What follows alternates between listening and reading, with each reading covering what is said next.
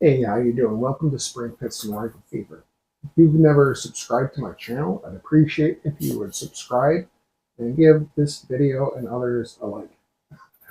So, this is perhaps one of the most sought after break barrel air rifles. This is the HW95 Luxus version, which also sold in America, is under the name Beeman R9. This is 22 caliber, and today I am tired of the twang, so I'm going to go into this rifle, and I have a Hornet mainspring from Air Rifle Headquarters that I'm going to put into it.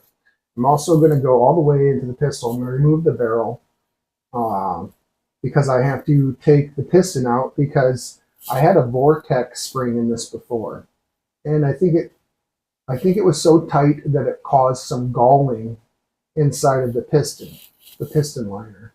So I plan on going inside all the way up to there. I don't know how long this will take, but I have the mainspring here. I have my heavy tar, my molly.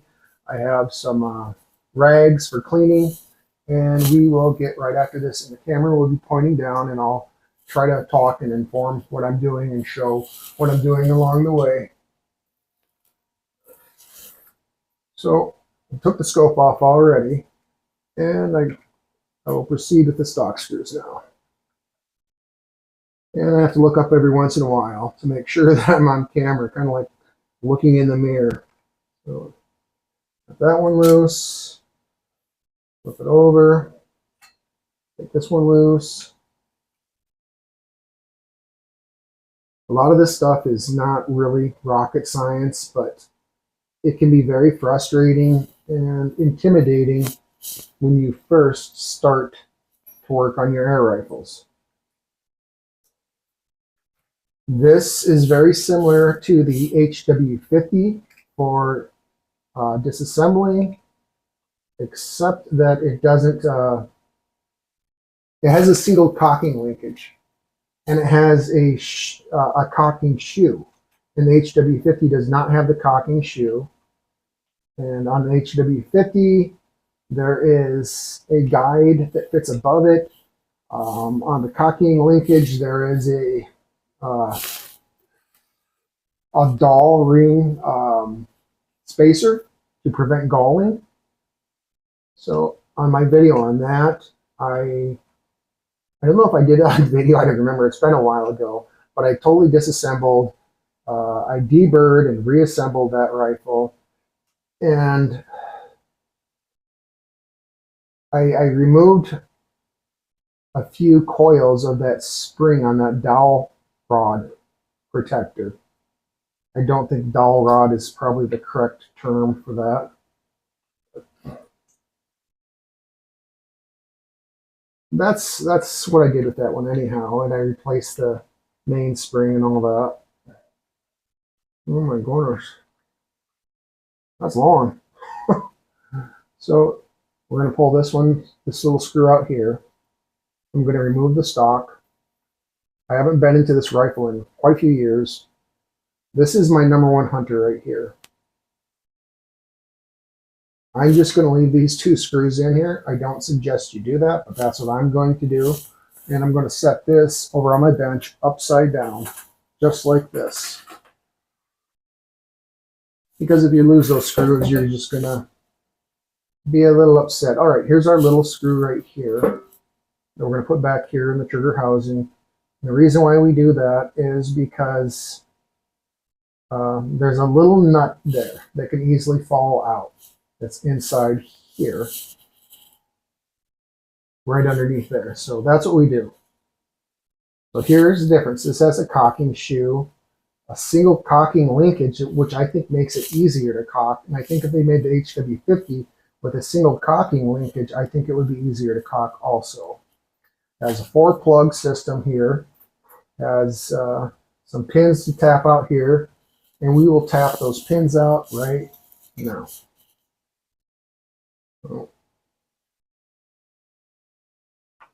Once again, there is a safety back here that you have to watch out for so it doesn't pop out and go flying away on you.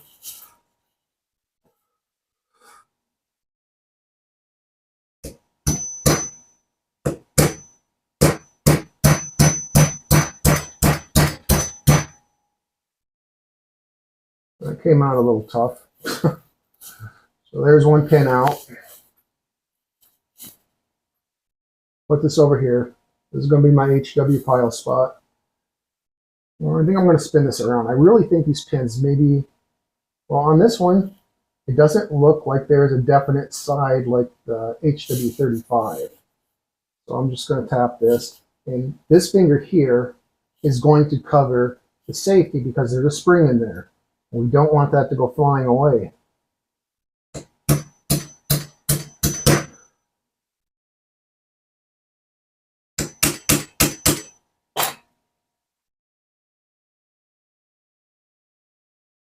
I'm going to tap this just a little more. Just didn't want to come out.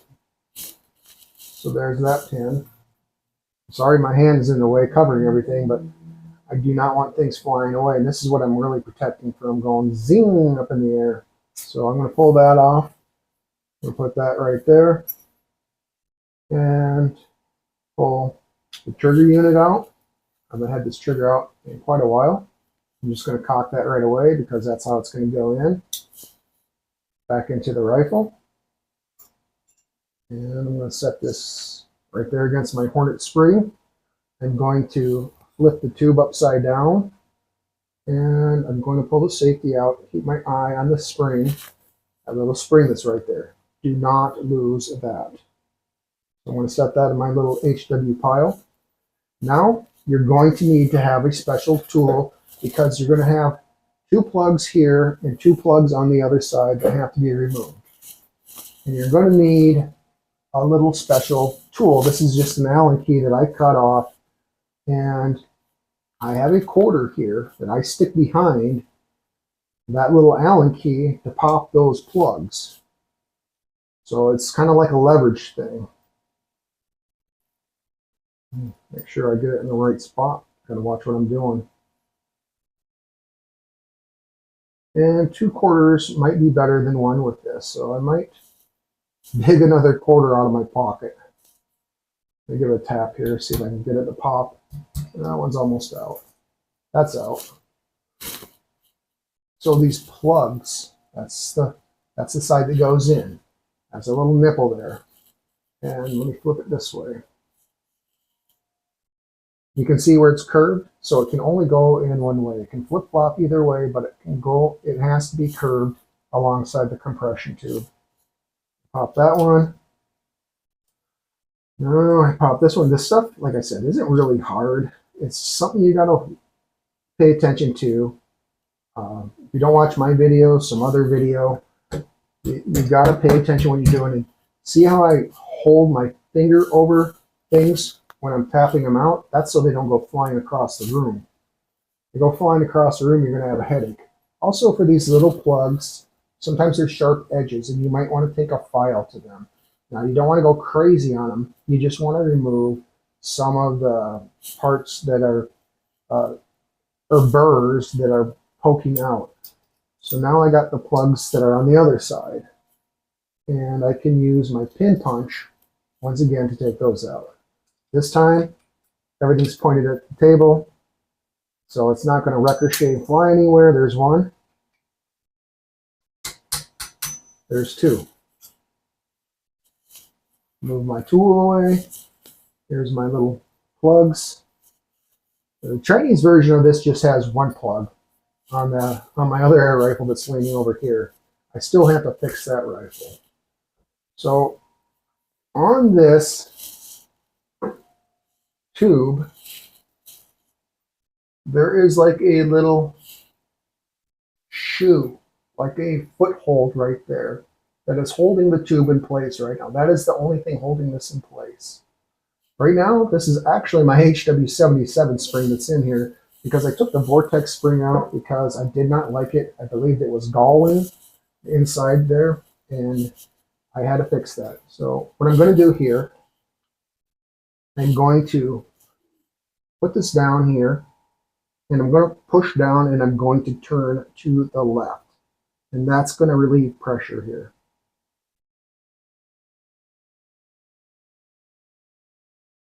Maybe I'll have to have my son edit this video, and you can have some happy music to listen to while you're watching this. So I'm going to stand up. I'm going to grab a hold tight. All I'm doing now is making sure that everything is centered. And push and turn. I might need to find another piston seal because this one's all slick. Yeah. There we go. Maybe it helps if I turn the right way. So I'm going to put the little piston right there. Put my block there. So on the front end here, that will fall out. So be careful about that. Set that over in the Y-row pile. And next, in order to get your piston out of your rifle, well, I don't need to, I can pull the spring out without the piston and stuff. So this is still good. I'm just going to remove the mainspring, and it's bent a little bit, so it was holding pretty decent right there. So this mainspring will be kept as a backup spring, and it's going to get plopped down right there. So next, for removing, to get to your piston, you definitely have to remove the barrel because it's all hooked together right here. So first of all, you have a nut right here that needs to come off. And I suggest that you, first of all, you can break the barrel. That's going to help a little bit. And you need to do it in this order also. When you put it back together, same thing. You put the barrel on first before you put the spring inside the rifle. Otherwise, there will be so much pressure on here, it'll be almost nearly impossible to do. And when you take these parts out, you put them back together right away so you don't lose anything. There's that nut head, and there's a little washer right here, a spring washer. Flip this around like so. And then I take out the bolt on this side. And underneath between the forks there is going to be a couple of shims there that look like washers. It depends what country you're in or your background and what you call certain things. Take that out. Remove that like so. And the cocking shoe just fell out. So on the cocking shoe, that points downwards, always on your compression tube. I'm going to put this over here by the Y-row stuff, and I'm going to put this little washer with that, and I got to clean this up here later too. It's all gunked. Put that all together right over here, and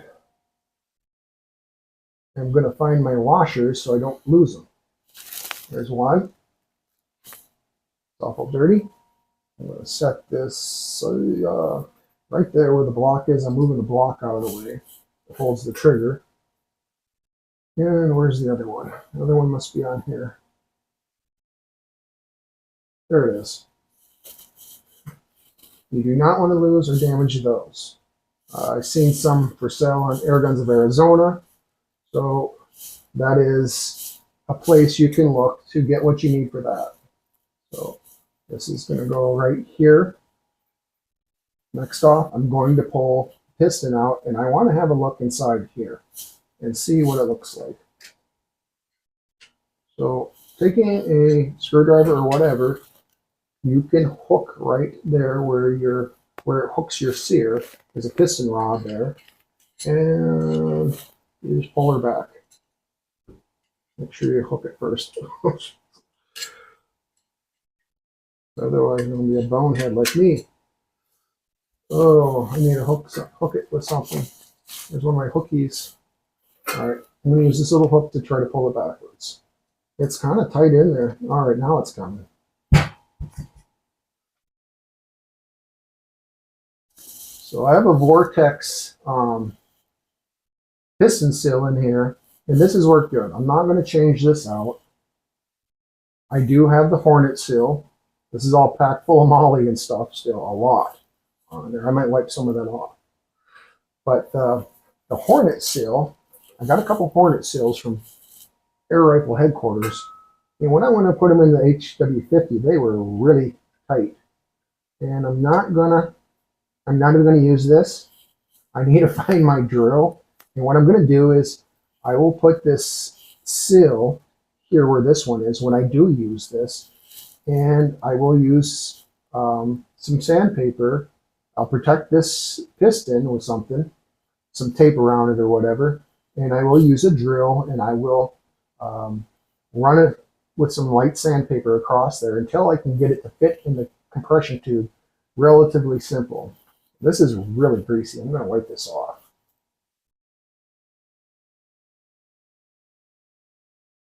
You know what? It just doesn't look all that bad.